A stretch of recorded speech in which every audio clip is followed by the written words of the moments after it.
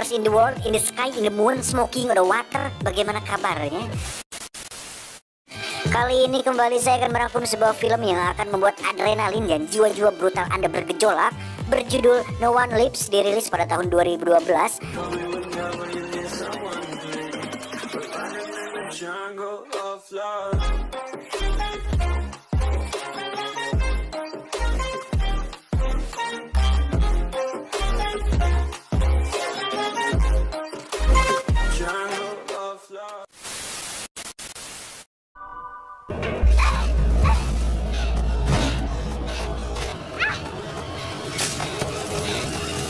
Diawali dengan memperlihatkan seorang gadis bernama Emma, ini dia, tengah berlari dari seseorang yang berusaha menangkapnya. Entah siapa orang itu, tapi saat Emma masuk dalam jebakannya, dia langsung mengukir namanya pada sebuah pohon.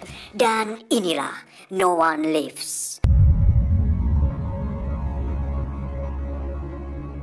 6 bulan setelah kejadian itu, kita akan melihat seorang pria bernama John bersama kekasihnya tengah dalam perjalanan untuk pindah dari rumah lamanya ke rumah baru mereka yang berlokasi di ujung kidul. Dan kita akan melihat kekasih John yang nampak resah dan seperti banyak sekali beban pikiran, entah tidak ingin pindah rumah atau punya cicilan lemari dan baskom yang belum lunas. Tapi John berusaha untuk meyakinkannya bahwa pindah tempat adalah sebagian dari adat dan istiadat bangsa nomaden. I'm tired. Stop somewhere for the night.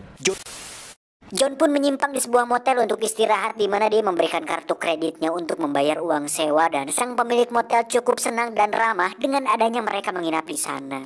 Saat sudah berada di kamar, John dan sang kekasih pun melihat sebuah berita tentang seorang gadis alias si Emma yang diculik oleh orang misterius, dan itu cukup membuat mereka berdua prihatin.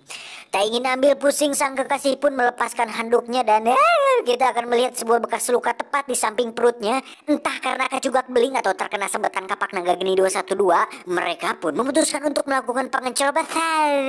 Raos anjing. Sementara mereka tengah asik olahraga, Sin pun berpindah ke sebuah kelompok kriminal yang mana mereka adalah para pencuri profesional katanya, yang sering melakukan aksinya dengan mengamati seseorang yang kaya, menunggu mereka pergi lalu masuk ke rumah untuk mencari barang berharga. Namun kali ini mereka mengalami apes tatkala sang pemilik rumah pulang lebih cepat dari dugaan mereka. Ini adalah Hog, ditulisnya Hoag, sang pemimpin kelompok, di mana dia menyuruh semua orang untuk tenang dan membiarkan dia yang menanganinya. Tapi saat sang pemilik rumah akan menelepon, salah satu anak buah Hog pun menembak secara membabi liar karena takut jika dia menelepon polisi. Ya, pria polontong ini bernama Flynn, salah satu pria paling sembrono dan brutal di antara yang lainnya, di mana tindakannya tersebut mendapat kecaman dari Hog yang merasa bahwa Flynn hanya menimbulkan masalah baru untuk mereka semua.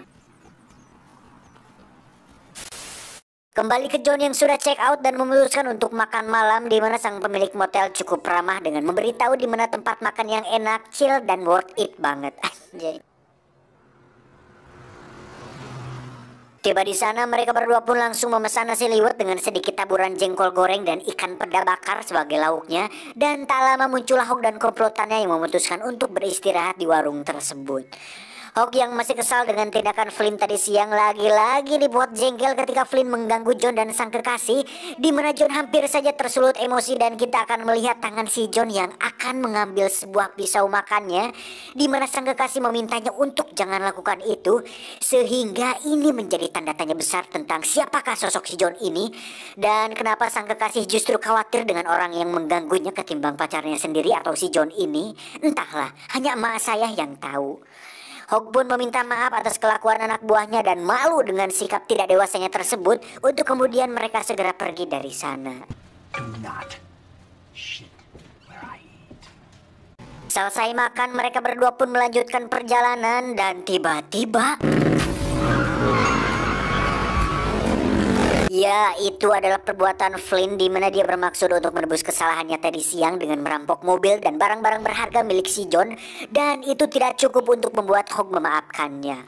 Sementara itu, John dan sang kekasih terlihat sedang terikat di kursi, di mana Flynn ternyata menyuruh rekannya yang berbadan besar ini untuk menjaga mereka berdua dan bermaksud untuk melepaskannya saat barang-barang berharga mereka selesai dijarah. Dan walaupun mereka semua adalah komplotan pencuri profesional yang katanya profesional, mereka semua bukanlah orang-orang sadis yang tega membunuh korbannya tanpa alasan, terkecuali si Flynn ini mungkin yang memang sudah polontong dari lahir. John pun mengejek si pria besar dengan mengatakan bahwa dia mirip sekali dengan Munding, di mana si pria besar kesal dan mengancam akan membunuh kekasihnya dengan meletakkan sebuah pisau tepat di depan lehernya. Namun apa yang terjadi, sang kekasih justru mengatakan bahwa dia sudah lelah dengan terus bersama John setiap saat, dan mungkin inilah satu-satunya cara agar dia bisa lepas dari si John. Lah kok gimana sih nih? Entah seperti apa hubungan mereka berdua, tapi sang kekasih nekat menggorok lehernya sendiri yang langsung membuat si pria besar terkejut. Emosi karena hal itu, John pun melepaskan borgolnya dan langsung membunuh si pria besar dengan sangat-sangat mudah, yang membuktikan bahwa John bukanlah orang sembarangan. Waduh. Handcuffs. That was your first mistake. Kembali ke si Flynn yang sedang memeriksa mobil si John, di mana dia menemukan sebuah kotak di dalam bagasinya yang ternyata itu adalah si Emma. Kaget kan? Hingga bisa disimpulkan bahwa orang yang telah menculik Emma di awal tidak lain dan tidak bukan adalah si John. Emma pun dibawa ke dalam rumah dan ditanyai tentang kenapa dia bisa berada di sana. Dengan ketakutan, Emma pun meminta agar mereka menghubungi polisi karena orang yang Flynn rampok adalah orang yang sangat-sangat berbahaya. Mereka pun mencoba menghubungi si pria besar, namun karena tak dijawab, dua anak buah Hawk pun memutuskan untuk memeriksanya langsung. Go off the road and wake Ethan the fuck up. Setibanya di lokasi, salah satu anak buah Hawk pun terjatuh karena menginjak genangan darah, dan alangkah terkejutnya mereka saat melihat jasad kekasih si John dan si pria besar yang sudah terbujur kaku tak bernyawa. Untuk itu mereka berdua pun membawa jasad si pria besar untuk diperlihatkan kepada Hawk.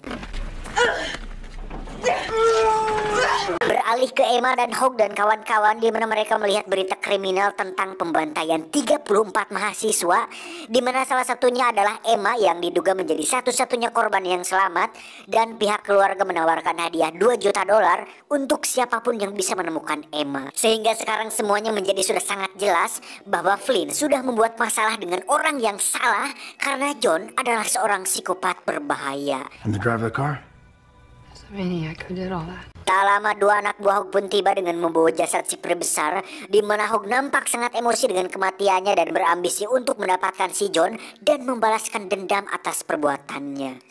Dan saat mereka meletakkan jasad si pria besar di gudang, kita akan melihat fakta yang sangat-sangat mengejutkan bahwa ternyata John telah bersembunyi di dalam tubuh si pria besar, di mana dia membedah bagian punggung dan mengeluarkan semua organnya dan masuk ke sana untuk memburu mereka semua. Sampai segitunya loh. Sampai sini saya ajungkan jempol sih kepada si John yang benar-benar punya tekad kuat. Ya secara kan dia psikopat, dan secara normal, kalau berpikir secara normal gitu, mana ada coba orang yang nekat masuk ke dalam tubuh seorang mayat hanya untuk memburu mangsa-mangsanya. Tapi kembali lagi seperti yang sudah saya jelaskan di film I Saw the Devil, bahwa psikopat memang mengalami kerusakan pada bagian amigdala di otak, yang jangankan sembunyi di dalam tubuh mayat, rasa takut saja mereka tidak punya.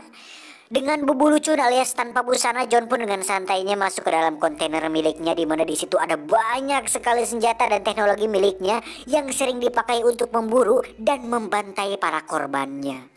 Namun berbeda dengan kali ini, John akan membalaskan dendam kekasihnya atas kematiannya tersebut. Hawk dan kawan-kawan pun terlihat melakukan persiapan untuk memburu John, namun baru saja mereka keluar, Hawk langsung disambut tombak yang menembus tubuhnya. Dengan jebakan yang sudah dipasangnya, mereka semua pun kewalahan menghadapi John dan terpaksa masuk kembali ke dalam rumah. Tak lama terjadi ledakan yang mana itu adalah kendaraan milik mereka, sehingga bisa disimpulkan bahwa John sedang melakukan strategi menjepit musuh agar mereka tidak punya cara untuk bisa kabur dari sana. You had killed all those fucking people. Sementara itu kita akan melihat Hawk sedang diikat terbalik tepat di atas sebuah mesin penggiling jerami atau penghancur jerami, yang mana John menjelaskan tentang maksud dan tujuan dia melakukan semua ini ternyata bukan didasari oleh balas dendam atas kematian kekasihnya, melainkan dia ingin menjadi yang paling unggul di dunia kriminal, dan salah satu bukti usahanya tersebut adalah dengan membantai 34 mahasiswa secara bersamaan dengan sangat-sangat sadis, sehingga dia bisa menjadi psikopat paling sempurna yang pernah ada. Dan itu benar-benar ambisi yang cukup mengedankan. Which makes me a total psychopath. Setelah sedikit perbincangan itu, John pun menggiling tubuh Hawk dan menjadikannya salah satu kuliner paling diminati, yaitu semur daging manusia. Beralih ke Emma, di mana kita akan flashback ke beberapa bulan saat dirinya disekap, yang mana alasan John tidak membunuh Emma adalah karena John memiliki suatu misi untuk membentuk karakter Emma agar bisa seperti dirinya. Dengan kata lain, John ingin seorang partner atau pasangan yang sama-sama psikopat seperti dirinya. Gila kan? Karena tak ingin terus berada di sini, dua anak buah Hawk pun memutuskan untuk pergi dengan mengendarai jeep yang berada di gudang, di mana mereka tidak menyadari bahwa John tidak akan pernah melepaskan mereka begitu saja. Dan benar saja, saat mobilnya tidak mau menyala, si pemuda pun keluar untuk memeriksa mesinnya, dan tiba-tiba... Ya, John pun mengurut wajahnya pada mesin mobil, di mana si gadis dikejar oleh John dan berhasil tertancap celurit yang dilempar olehnya. Mendengar teriakan si gadis, Flynn dan kawan-kawan pun segera pergi menggunakan mobil jeepnya, di mana mereka menemukan si pemuda masih hidup dan membawa serta dirinya pergi dari sana. Si gadis yang masih hidup pun harus tertabrak mobil Flynn yang sedang melaju, di mana mereka hanya tinggal berempat termasuk si Emma ini. You just killed the one person who actually had a soul. Setelah meletakkan si pemuda tepat di depan rumah sakit, mereka pun melanjutkan perjalanan dan berhenti tepat di sebuah motel yang pernah John kunjungi, di mana si pemilik motel menghubungi polisi setelah menyadari bahwa kartu kredit yang dipakai Flynn sama dengan kartu kredit yang dimiliki oleh si John. Tersisa 3 orang, ada Flynn, Emma, dan Tamara. Tamara ini belum saya jelaskan tadi, jadi Tamara ini adalah pacarnya Hawk, si ketua komplotan, di mana Flynn dan Tamara berencana untuk mengembalikan Emma ke rumahnya agar mereka bisa mendapatkan imbalan $2 juta dari orang tua Emma. Payday. You're my payday. Tamara sendiri terlihat mandi di tampian untuk membersihkan dirinya, di mana kita akan melihat betapa kuatnya keinginan si John saat dirinya mencoba masuk melalui jendela toilet.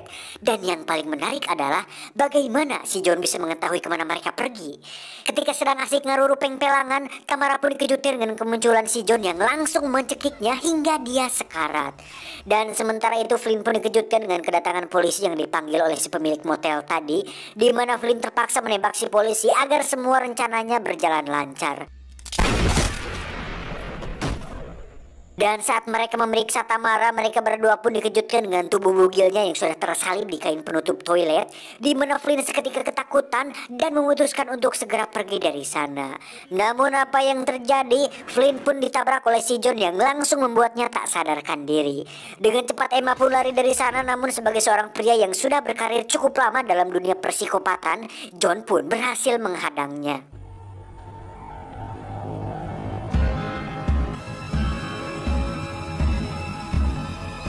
Bukan ingin membunuh, John pun memujuk Emma untuk kembali padanya dan menjadi pasangannya, di mana John hanya diam saja saat Emma memukulnya beberapa kali.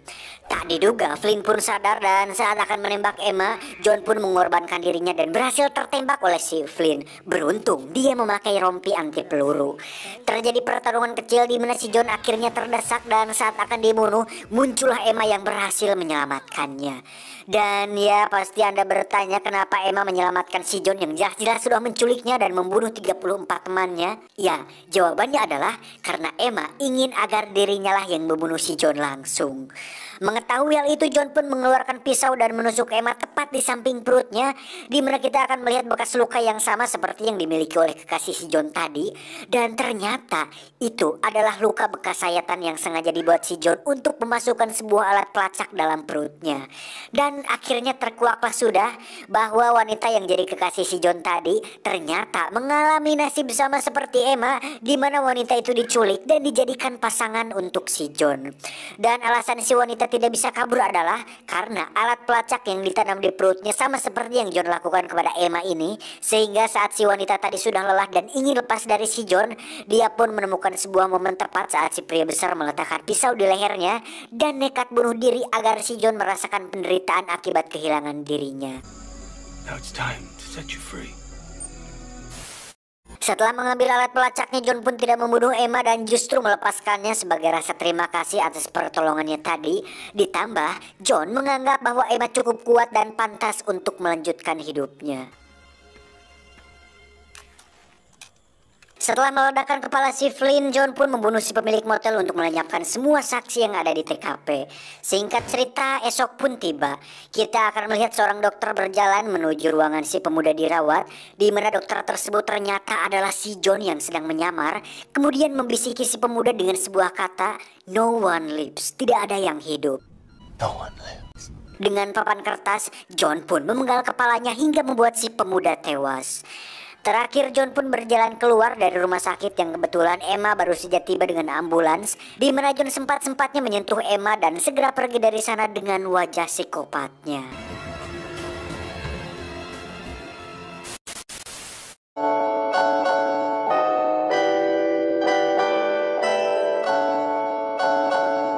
Secara keseluruhan ceritanya cukup klise, hanya menceritakan psikopat yang mengincar beberapa orang untuk dibunuh sama seperti film-film lain. Namun yang beda dengan No One Lives ini adalah motif sang psikopat yang cukup plot twist, yang awalnya kita kira dia balas dendam untuk kekasihnya, ternyata memang suka dan sering melakukannya.